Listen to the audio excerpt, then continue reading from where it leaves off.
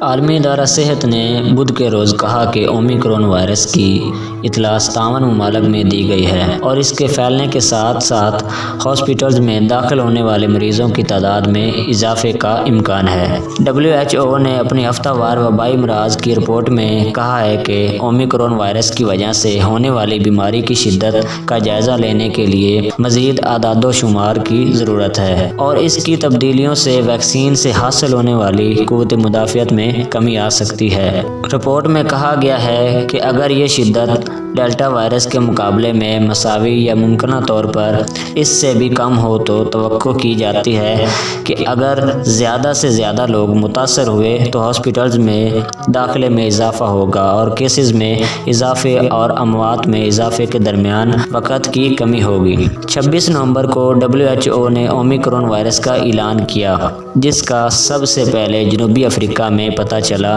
جو خطرے کی ایک علامت ہے۔ رپورٹ میں کہا گیا ہے کہ جنوبی افریقہ میں کووڈ-19 کے رپورٹ کردہ کیسز کی تعداد ہفتے میں دوگنی ہو کر 5 دسمبر تک 62,000 سے زائد ہو گئی ہے اور اس کے واقعات میں بہت بڑا اضافہ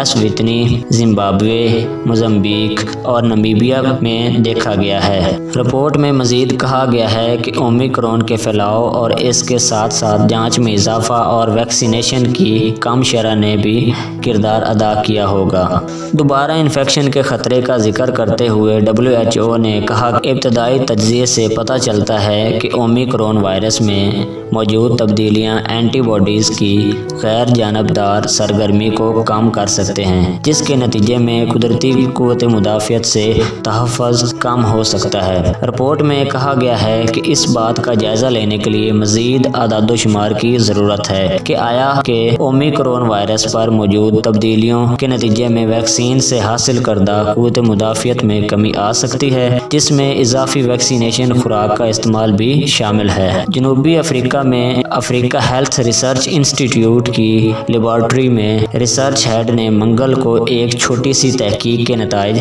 کی اطلاع دیتے ہوئے کہا کہ اومیکرون وائرس فائزر انک اور بائیو این ٹیک کووڈ-19 ویکسین کی 2 خوراکوں سے جزوی طور پر رک سکتا ہے۔